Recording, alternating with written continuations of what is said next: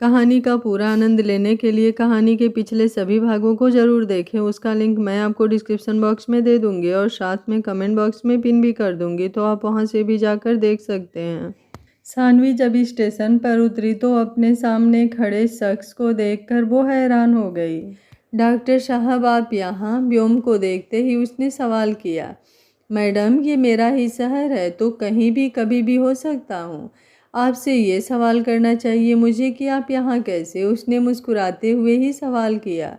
तो सानवी उसे देखने लगी। स्टार्टिंग में कितना अकड़ू था वो, और शायद बाद में भी, पर जब से उसके साथ हुआ सब कुछ उसने जाना था, तब से उसे साथ अच्छा बिहेव करने लगा था, जो कि सानवी को बस सिंपैथी ही लगता था, पर व्योम से उसे अपना दोस्त बनाया था। आपको कैसे पता कि मैं आ रही हूँ? मुझे कैसे पता होगा बिना तुम्हारे बताए? मैं तो अपने एक फ्रेंड को सी ऑफ करने आया था। तुम यहाँ खड़ी दिखी तो तुमसे मिलने आ गया। असल में तो वो उसके लिए ही आया था। मयंक को उसकी काफ़ी चिंता थी, तो उसने व्योम को कॉल करके सब बता दिया था, और ये भी कहा था कि सानवी को लेने स्टेशन जाए और उसका ध्यान रखे।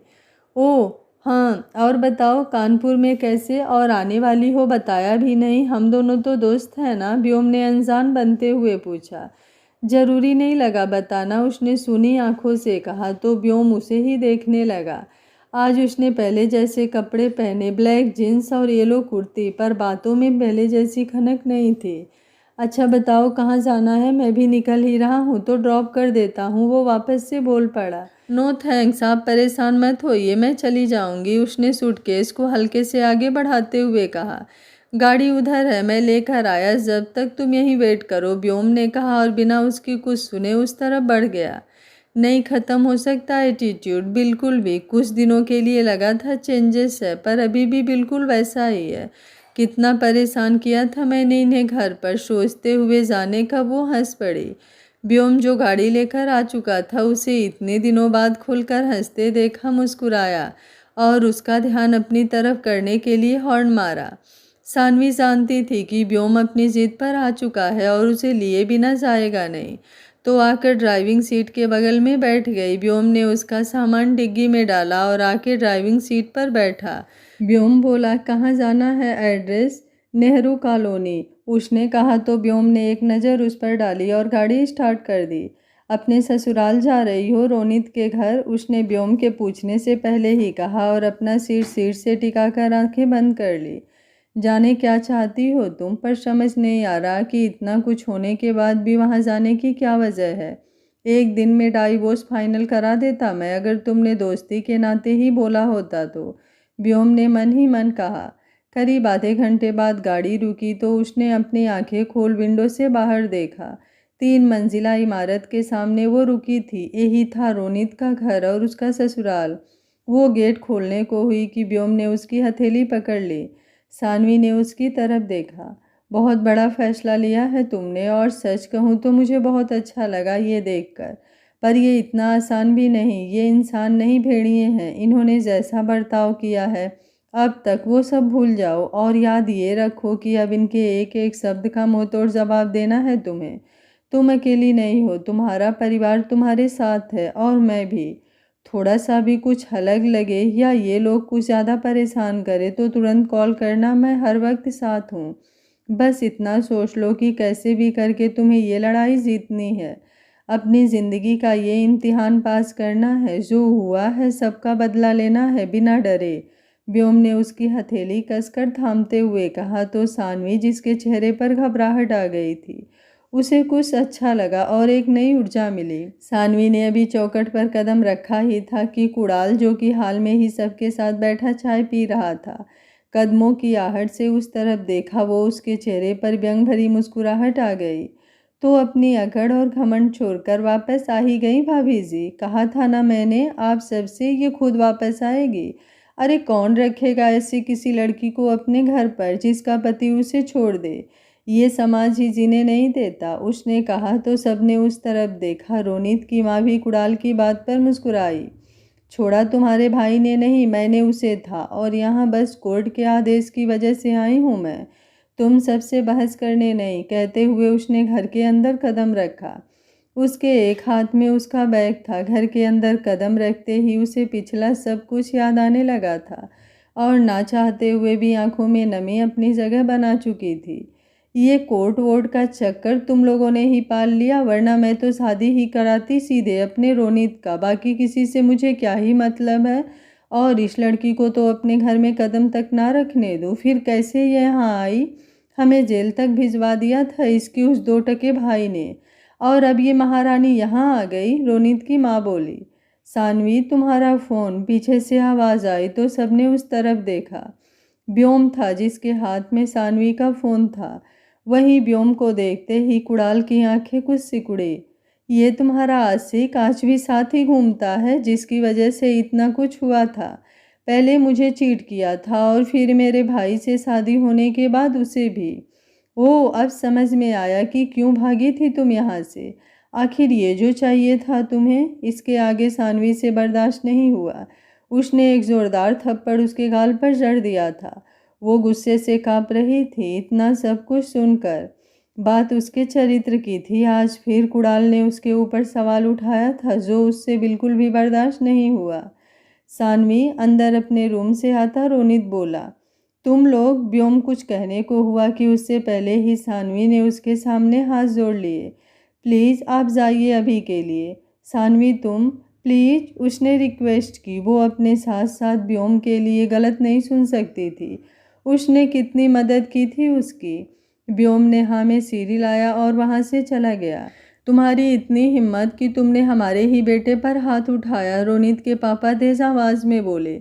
कोई कुछ नहीं बोलेगा सानवी को, और तुम रूम में जाओ। सानवी को देखते हुए रोनित बोला तो सब उसे घूरने लगे। सानवी वहाँ से सीधा फर्स्ट फ्लोर पर बने गेस्ट रूम में चली गई। रूम में आते ही उसके सब्र का बांध टूट गया और वो रोने लगी।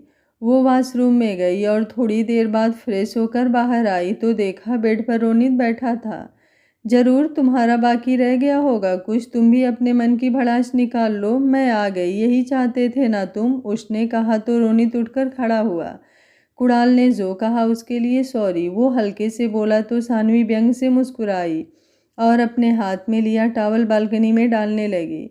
मुझे लगा था कि तुम्हारे घर वाले ये डाइवोर्स को बोले होंगे, पर उन्हें तो इसके बारे में पता ही नहीं कि कोर्ट का आदेश था ये जो मैं यहाँ आई हूँ। वो तो अपने बेटे की दूसरी शादी कराना चाहते हैं, तो तुम ये सब क्यों कर रहे हो? तुम मुझसे बदला लेना चाहते होगे ना, जो भाई ने किया उसके लिए। भाई नहीं भेज रहे थे, पर मैं आई यहाँ। मुझे देखना है और कितना गिर सकते हो तुम। कहते हुए सानवी की आंखें झिलमिलाई। उसकी नजरें रोनित पर टिकी थी। वो उसे देख रही थी। उसका चेहरा, बॉडी सब कितना वीक लग रहा था। रोनित बोला, मैं तुमसे बात करना चाहता था पर तुम सुनना ही नहीं चाहती थी। कॉल नहीं रिसीव करती थी तो मिलना तो दूर की बात थी। इसीलिए मैंने ये किया। वो उसके पास आ चुका था। उसे आगे बढ़ता देख वो कुछ घबराई और अपने कदम पीछे किए। रोनित बोला, सानवी बस एक बार मेरी बात सुन लो। मेरे करीब मत आओ प्लीज़, ये नहीं करना। वो बोली तो रोनित ने अपनी आंखें बंद कर ली। वो समझ गया कि सानवी डर रही है पुरानी बातों को याद करके। आज वो बहुत अलग सा व्यवहार कर रहा था। उसने अपने घर वालों के सामने सानवी को डिफेंस भी किया, जो कि पहली बार था। उसकी आंखों में कई तरह के भाव थे। रोनित बोला, कुछ देर में ब्रेकफास्ट आ जाएगा, मैं मेड को बोल देता हूँ, और ये रूम भी अभी साफ नहीं है तो तुम चाहो तो हमारे कमरे में शिफ्ट। बिल्कुल भी नहीं, मैं तुम्हारे साथ रूम शेयर नहीं करूँगी। कोई रिश्ता नहीं है अब हमारे बीच, वो झट से बोली। रिश्ता तो है, अभी डाइवोर्स नहीं हुआ है, रोनित ने कहा तो सानवी कुछ नहीं बोली। रोनित ने अब उसकी सूनी मांग और गला देखा तो उसे कुछ अफसोस हुआ और वो रूम से बाहर निकल गया। शायद उसे पछतावा था। उसे एहसास हुआ था अपनी गलतियों का जो वो सुधारना चाहता था, पर अब वक्त नहीं था। सानवी के जाने के बाद उसने कितनी परेशानियां फेस की थी। उसके दिमाग में क्या क्या चलता था। कोई साथ नहीं देता, किसी को फुर्सत नहीं थी कि उसे कुछ बोले समझाए। बस यही कह दिया था घर वालों ने कि दूसरी शादी करा देंगे। वो उतना बुरा नहीं था, बस अपने घर वालों की संगत में बुरा बन गया था। शादी के बाद भी कितने समय था वो सानवी के साथ अच्छा व्यवहार करने की कोशिश करता रहा, पर उसके घर वालों को चुभता था और आज नतीजा ये था, इन्हीं सब कारणों से ये रिश्ता भी खो गया था। शिखा जी मार्केट से घर के लिए निकल ही रही थी कि उनकी निगाह एक तरफ जाकर ठहरी। उन्होंने देखा प्रेरणा आदित्य एक दूसरे के गले लगे हुए थे। एक कैफे में थे वो दोनों, जो कुछ ही दूरी पर था, और शिखा जी को वो दोनों साफ दिख रहे थे। ये प्रेरणा ही है ना? प्रेरणा और आदि ऐसे कैसे इतने करीब? व्योम को धोखा दे रहे हैं ये दोनों। आदि और प्रेरणा को वो अपना सबसे अच्छा दोस्त मानता है और वही उसके साथ ऐसा कर रहे हैं। उन्हें तो जैसे एक पल को यकीन नहीं हुआ। वो उस तरफ बढ़े। प्रेरणा, वो काफ़ी तेज़ और गुस्से भरी आवाज़ में बोली, जो सुन वो दोनों झटके से एक दूसरे से दूर हो गए। शिखा आंटी, आदित्य धीरे से बुदबुदाया। क्या हो रहा था यहाँ? वो किसी के कुछ कहने से पहले ही गुस्से भरी आवाज़ में बोली।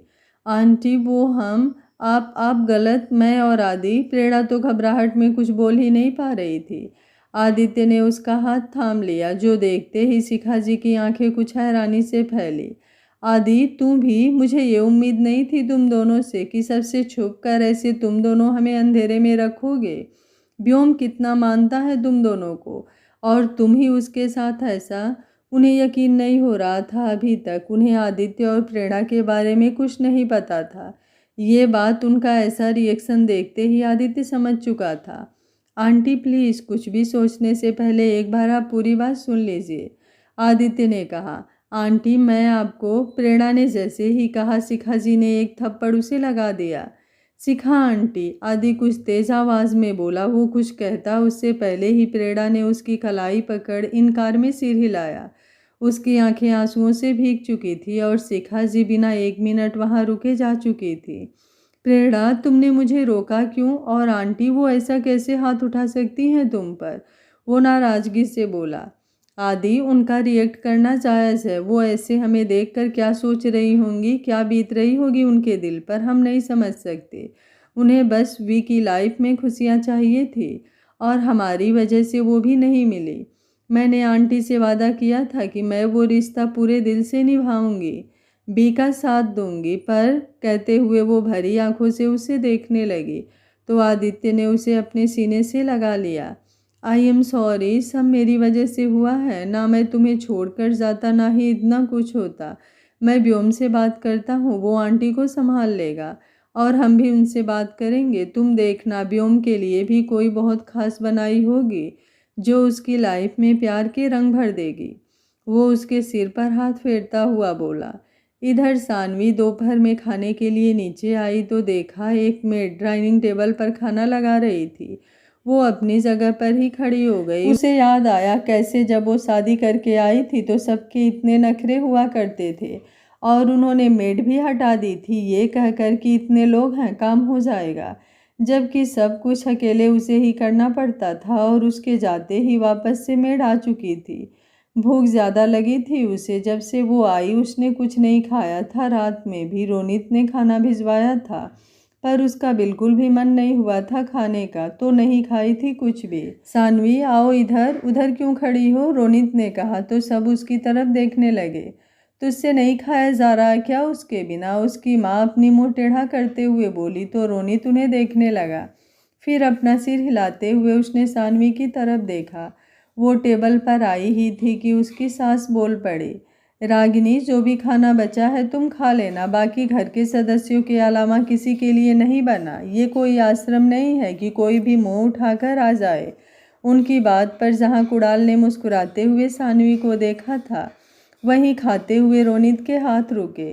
माँ, आप ऐसे खासे खाने के लिए किसी को मना कर सकती हैं? आज तक ऐसा तो नहीं हुआ हमारे घर में। और सानवी कोई गैर नहीं है, मेरी वाइफ है, उसने कुछ हिम्मत करके कहा। कुणाल बोला, भाई हो क्या गया है आपको? इस लड़की का नशा सिर चढ़कर बोल रहा है आप पर। जब से आई है बस आप इसी की तरफदारी किए जा रहे हैं। ऐसा क्या जादू कर दिया इसने एक ही रात में?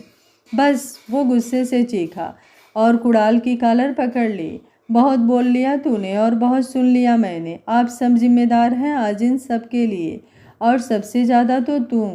तेरी वजह से मैं कभी अपनी बीवी पर भरोसा नहीं कर पाया, कभी उससे प्यार से बात तक नहीं की। जब भी कुछ अच्छा होता तो कुछ ना कुछ तू बोल देता। तूने ही आग लगाई है मेरे मन में। कहते हुए रोनित ने उसे धक्का दे दिया और वो गिर पड़ा। रोनित, क्या कर रहा है तू? उसके पापा कुछ गुस्से से बोले। बोलना तो अब शुरू किया है और यही आप सबसे नहीं देखा जा रहा। सब आप सबकी वजह से ही हुआ है और मेरी बर्बादी के पीछे भी आप सभी हैं। वो गुस्से और नाराज़गी से बोला। रोनित, दूसरों पर इल्ज़ाम लगाना बंद करो। जो हुआ है आज तक इस घर में, उसमें बराबर के जिम्मेदार तुम भी थे। तो प्लीज़ अब अपने से बड़ों का ऐसे अपमान तो मत करो। कम से कम जिनके लिए अच्छे थे उन्हीं के लिए वैसे रहो, सानवी ने कहा तो उसका गुस्से से लाल चेहरा कुछ शांत सा हुआ। लड़की, तू कुछ ज़्यादा ही जुबान। उसकी माँ कुछ कहने को हुई, उससे पहले ही रोनित ने सानवी का हाथ पकड़ लिया। बस, कोई कुछ नहीं बोलेगा। जो बात होगी मेरे और सानवी के बीच होगी। थक चुका हूँ मैं इन ड्रामों से। मुझे कुछ पल सुकून के चाहिए अपनी ज़िंदगी में। तो प्लीज़ बख्श दीजिए मुझे। अब आप सब, कहता हुआ वो सानवी का हाथ थामे ही अपने कमरे की तरफ बढ़ा और सब उसे हैरानी से देखने लगे। रूम में आते ही सानवी ने उससे अपना हाथ छुड़ा लिया। तुम क्यों कर रहे हो ऐसा? आखिर चाहते क्या हो मुझसे? सानवी ने झल्लाते हुए उससे पूछा। उसका व्यवहार उसे खुद भी समझ नहीं आ रहा था कि वो ऐसा क्यों कर रहा था। जब से वो आई थी उसकी इतनी परवाह तरफदारी उसे डाइजेस्ट नहीं हो रही थी। तुम्हें चाहता हूँ अपनी लाइफ में। इतना सुनते ही सानवी उसे देखने लगी। आई नो, मैंने तुम्हारे साथ इतना बुरा किया है कि तुम क्या, कोई भी मुझे माफ़ नहीं करेगा। साथ रहना तो दूर की बात है, पर सच में सानवी, जितने दिन तुम साथ नहीं थी मुझे रियलाइज़ हुआ कि इस घर में मेरी भी कोई अहमियत नहीं है। पता है, इन लोगों को बस पैसों से मतलब है। मेरी फैमिली शुरू से ही ऐसी है। मुझे लगा था एक वक्त पर सब बदल जाएगा, पर जहाँ कभी मेरी ही नहीं सुनी गई, तुम्हारी क्या सुनी जाती। मैं मानता हूँ कि तुम्हारा पति होने के नाते मुझे तुम्हारा साथ देना चाहिए था। जैसे तुम मेरा ख्याल रखती थी, इतना सब कुछ तुम्हारे साथ होने के बाद भी। मेरे खाने का ध्यान, टाइम पर मेरा काम हो जाना, सब कुछ। मैंने इतना टॉर्चर किया तुम्हें, पर तुम तब भी मेरे साथ थी। तो अब जब मैं सच में सुधरना चाहता हूँ तो क्या एक मौका नहीं दे सकती मुझे? उसने सानवी के दोनों हाथों को थामते हुए उसकी आंखों में देखकर पूछा। सानवी ने देखा आज उसके चेहरे पर हर वो गिल्ट नजर आ रहा था, अपराध बोध था वो, और पछतावा भी था शायद कुछ हद तक उसे। पर कैसे भूल जाती वो पिछला सब कुछ, जिसने उसकी ज़िंदगी नर्क से भी बदतर बना दी थी, जिसे वो जीना तक नहीं चाहती थी। अगर सच में तुम्हें पछतावा है तुमने मेरे साथ जो भी किया है, अगर तुम सच में सब कुछ सुधारना चाहते हो तो मुझे डाइवोर्स दे दो। अगर तुम्हें गिल्ट है सच में तो शुरुआत करो नई शुरुआत, पर मुझे छोड़ दो। मैं यहाँ रही तो घुट घुट कर मर जाऊँगी। तुम भले लाख कोशिश कर लो, मैं नहीं भुला पाऊँगी कुछ भी, और ना ही कभी हमारे रिश्ते को एक्सेप्ट। प्लीज़ रोनित, मुझे आज़ादी चाहिए इस बंधन से। कहते हुए उसकी आंखों में आंसू भर आए। जाने क्यों रोनित की आंखों में भी कुछ नमी आई थी। क्या तुम मुझे माफ़ नहीं कर सकती? सानवी, हम कोशिश करेंगे ना सब सही करने की। मैं घर छोड़ दूंगा, एक नया छोटा सा घर ले लेंगे इस शहर से दूर। उसने कहा तो सानवी ने इनकार में सिर हिलाया।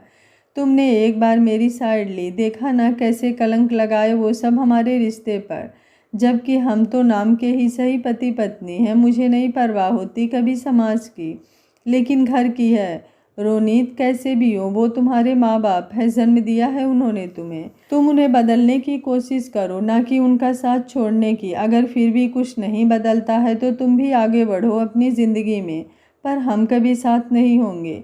भैया तो मुझे यहाँ आने तक नहीं देना चाहते थे, मैं ही आई हूँ।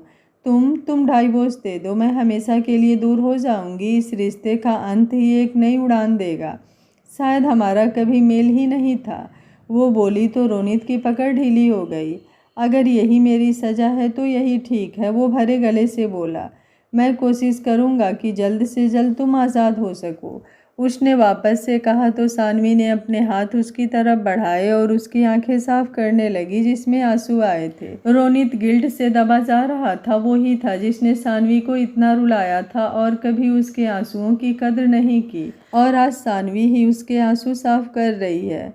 शिखा जी घर आई तो काफ़ी गुस्से में थी। काजल को उन्होंने सारी बात बताई तो काजल भी कुछ हैरान हुई। आदि ने व्योम को कॉल करके सब बता दिया था, तो वो तुरंत ही हॉस्पिटल से घर के लिए निकल गया था। जब वो घर आया तो शिखा जी हाल में ही थी। आज काफ़ी जल्दी नहीं आ गया? उन्होंने व्योम को देखते ही सवाल किया। वो हल्का सा मुस्कुराया और उनके पास आया। माँ, क्या बात है, आप इतनी परेशान क्यों लग रही हैं? वो उनके दोनों हाथों को थामते हुए बोला और खुद उनके पैरों के पास बैठ गया। शिखा जी बोली, व्योम, तू प्रेरणा और आदि को जानता नहीं है ठीक से। वो दोनों तुझे धोखा दे रहे हैं, पता है? मैंने आज उन दोनों को देखा, वो भी बहुत ज़्यादा करीब। प्रेरणा और आदित्य से ऐसी उम्मीद तो नहीं थी मुझे।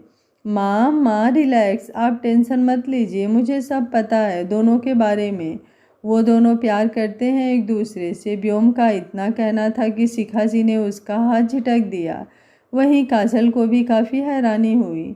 व्योम, तुझे ये सब पहले से पता था, फिर भी तूने ऐसा होना दिया? चाहता क्या है आखिर तू? काजल ने कुछ नाराज़गी जताते हुए उससे सवाल किया।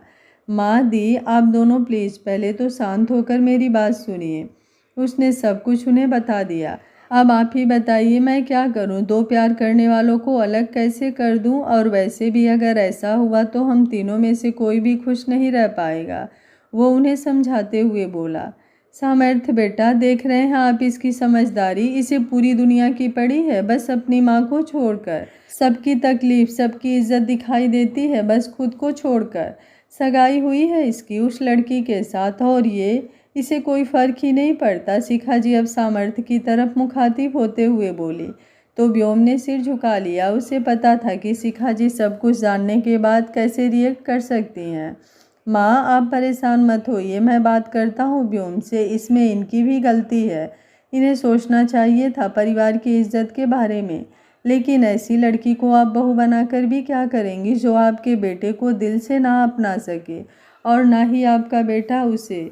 सामर्थ्य ने काफ़ी समझदारी से अपनी बात रखी। तो क्या यही बात ये पहले नहीं बता सकता था? वो व्योम को घूरते हुए बोली। सॉरी, वो धीरे से बोला। मुझसे बात करने की कोई ज़रूरत नहीं है तुझे, कहती हुई वो अपने रूम में चली गई। जीजू, आप बात कीजिए ना, मैं कैसे समझाऊं माँ को? वो परेशानी से बोला। वो समझ जाएंगी, लेकिन उनका नाराज़ होना भी पूरी तरह गलत नहीं है व्योम। सगाई टूटी है इस बार, और ये इतनी छोटी बात नहीं है। पिछली बार तुमने रिश्ते ही बात होते होते ही मना किया था तो माँ कितना गुस्सा हुई थी, और इस बार तो सगाई भी हो चुकी है। खैर, ज़्यादा मत सोचो, सब ठीक ही होगा। उन्होंने व्योम के कंधे पर हाथ रखते हुए कहा। दी, वो काजल को देखते हुए बोला, जो कि सामर्थ्य को घूर रही थी। सामर्थ्य, आप हमेशा इसी की साइड लेते हैं। सच बता रही हूँ मैं, अगर शादी का बोला भी अब इसने तो मैं नहीं होने दूंगी इसकी शादी। मजाक बनाकर रख दिया है इसने। वो कुछ गुस्सा दिखाते हुए मुंह बनाकर बोली, तो व्योम ने मुस्कुराते हुए उन्हें साइड हग कर लिया। चिंता मत करिए, मैं शादी करने वाला भी नहीं हूँ, बस अभी पहले माँ को मनाना ज़रूरी है। वो गहरी सांस भरते हुए बोला।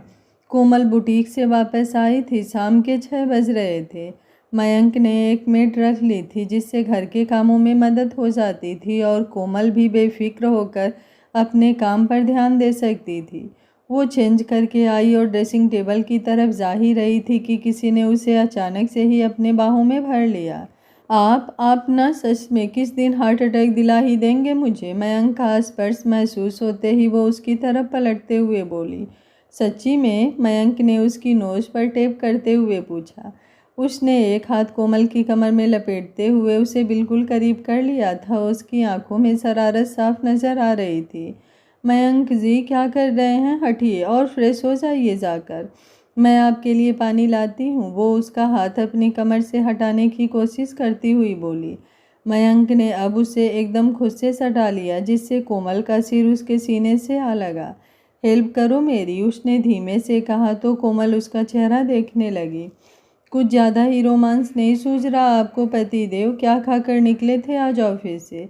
वो मुस्कुराते हुए अपना चेहरा ऊपर करते हुए बोली।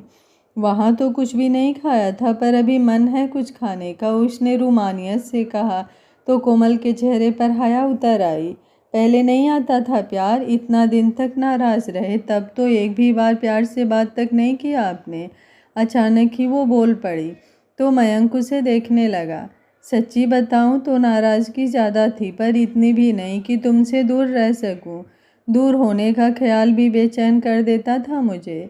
उसने कोमल पर अपनी पकड़ कुछ ढीली करते हुए कहा। मैं आती हूँ, आप चेंज कीजिए, उसने कहा तो मयंक ने उसे छोड़ दिया। अभी तो कोई बड़ा रोमांटिक हो रहा था और अब देखो कैसे दूर भगा रहे हैं। वो अपनी कमर पर हाथ रख कर बोली तो मयंक की आंखें बड़ी हो गई। अभी बताता हूँ मैं तुम्हें। पहले टॉपिक चेंज किया खुद से ही और जाने का भी बोला, और अब मैडम को खिंचाई भी मेरी ही करनी है। वो उसकी तरफ बढ़ते हुए बोला तो कोमल भागने लगी। पूरी रूम में दोनों की खिलखिलाहट गूंज रही थी। एट लास्ट वो हाफते हुए बिस्तर पर गिर पड़ी। बस मयंक जी, आज के लिए बहुत हो गया, मैं थक गई हूँ। वो लंबी लंबी सांसें लेते हुए बिस्तर पर गिरते हुए बोली। अरे ऐसे कैसे, अभी मेरा हिसाब बाकी है। वो हंसते हुए उसके ऊपर आ चुका था। प्लीज, उसने बेचारा सा मुंह बनाया। नो, मयंक ने बस इतना ही कहा और उसके लबों को लॉक कर दिया। कोमल की हथेलियां अपनी हथेलियों में उलझाते हुए वो उसे प्यार से किस कर रहा था। वहीं कोमल भी उसमें खोने लगी थी। मयंक ने कुछ देर उससे दूर हो पूरे चेहरे और गर्दन पर किस कर लिया। वहीं कोमल बस अपनी आंखें बंद किए हुए उसे महसूस कर रही थी। कोमल, कोमल बेटा। बाहर से आती शोभा जी की आवाज़ सुनते ही कोमल ने झट से मयंक को अपने ऊपर से धक्का दिया, जिससे वो उसके बगल में लेट गया। कोमल, वो बेचारगी से बोला। उसका बिल्कुल भी मन नहीं रहा उससे अलग होने का इस वक्त। मम्मी बुला रही हैं, आप चेंज करके आइए बाहर, पहले मैं जाती हूँ। और ये फेस मत बनाइए, पूरी रात आपकी ही है। वो उसके गाल चूम कर बोली और उठकर अपने कपड़े ठीक करने लगी। मयंक के चेहरे पर मुस्कुराहट आ चुकी थी। उसने एक बार फिर कोमल का हाथ पकड़ अपनी तरफ खींच लिया, जिससे वो उसके ऊपर ही आ गिरी। मयंक जी, मम्मी बुला रही हैं, प्लीज़ अभी नहीं, वरना क्या जवाब दूंगी मैं उन्हें, वो हकलाते हुए बोली। मयंक ने मुस्कुराते हुए उसके गालों पर बाइट करके छोड़ दिया तो कोमल अब उसे कुछ गुस्से से अपने गाल फुलाकर उसे देखने लगी। तब तक वापस से शोभा जी की आवाज़ सुनाई पड़ी। आप ना सच्ची में बहुत ज़्यादा बढ़ गए हो, मैं आज आपकी शिकायत करके ही रहूँगी, मम्मी से देख लेना। वो अपना गाल सहलाते हुए बोली। जान, माँ को अब तुम्हारी नहीं अपने पोते पोतियों की शिकायत सुनने का मन होता है। उसने जिस लहजे में अपनी बात रखी थी, कोमल की नज़रें उस पर ही थम गई और वो बिना पल भर की भी देरी किए रूम से बाहर निकल गई। आंखें कुछ भर आई थी बच्चे का सुनकर। वो कितनी तड़पती थी बच्चे को लेकर। आज मजाक में ही सही मयंक से इस बात पर ध्यान तो दिया, वही उसे कुछ भावुक कर गया था, क्योंकि पहले उसने जब भी इस बारे में बोला था वो मना ही करता आया था। आज उसकी बात से वो सच में खुश हो गई थी। 3-4 दिन इसी तरह बीत गए थे। सानवी को कुछ तसल्ली मिली थी कि रोनित खुद से उसे डाइवोर्स दे देगा और वो बदल भी चुका है, पर उसके घर वालों का सानवी के प्रति रवैया जस का तस ही रहा। पर इससे कुछ खास फर्क नहीं पड़ता था। वो सुनने की बजाय उन सबको भी सुना दिया करती थी। अब रात के 10:30 बज रहे थे और वो बालकनी से स्याह अंधेरी रात को देख रही थी। अब बारिश भी शुरू हो चुकी थी। तभी गाड़ी रुकने की आवाज़ सुन उसने अपनी निगाह उस तरफ की तो रोनित की बाइक देखी। वो जानती थी कि सब सो चुके होंगे, तो जल्दी से जाकर उसने घर का दरवाज़ा खोला। वो गाड़ी खड़ी करके जब उसे सामने देखा तो बगल से जाने को हुआ कि सानवी ने रास्ता रोक लिया। बाहर ही रहो, अभी देखो गीले हो गए हो और कीचड़ मिट्टी घर में आएगी, पहले साफ करो खुद को। रुको 1 मिनट में आई, कहते हुए वो जल्दी से अंदर गई और टॉवेल के साथ उसका स्लीपर भी ले आई और उसके हाथ से हेलमेट ले लिया। रोनित ने पहले अपने शूज निकाले, फिर अपना सिर पोंछा, उसके बाद चेहरा साफ किया। कुछ ज़्यादा ही देर नहीं हो रही अब आने में, जब से आई हूँ तब से देख रही हूँ, सानवी ने उसके साथ अंदर आते हुए पूछा। रोनित ने उसकी बात का कोई जवाब नहीं दिया, बस उसे देखता रहा। कुछ नया नहीं था इसमें। जब वो उसका इंतज़ार कर रही थी पहले भी ऐसे ही होता था, पर तब उसे इन सब से कोई फ़र्क नहीं पड़ता था। पर अब वो ये सब देखकर एक गिल्ट सा महसूस करता था खुद के भीतर। तुमने ड्रिंक की है, सानवी ने कहा तो उसने अपना सिर झुका लिया। सॉरी, कहता हुआ वो आगे बढ़ने को हुआ कि सानवी ने उसका हाथ पकड़ लिया। कल डाइवोर्स पेपर मिल जाएंगे, मैं लॉयर से बात किया था। अब तुम्हें 1 महीने तो क्या 1 भी दिन इस घर में रहने की ज़रूरत नहीं है। कहते हुए जाने कितनी बार उसकी आवाज़ लड़खड़ाई थी। सानवी उसके सामने आ खड़ी हुई तो देखा उसकी आंखें लाल थी। रोनीत, मेरी एक बात मानोगे? बस एक आखिरी बात। वो उसे देखते ही बोली तो उसने हाँ में सिर हिलाया। आगे क्या होगा इस कहानी में जानने के लिए देखते रहिए कहानी का अगला भाग। अगर आपको कहानी अच्छी लग रही है तो वीडियो को लाइक, शेयर एंड चैनल को सब्सक्राइब कर लीजिएगा। Thank you for watching. मिलते हैं कहानी के अगले भाग में।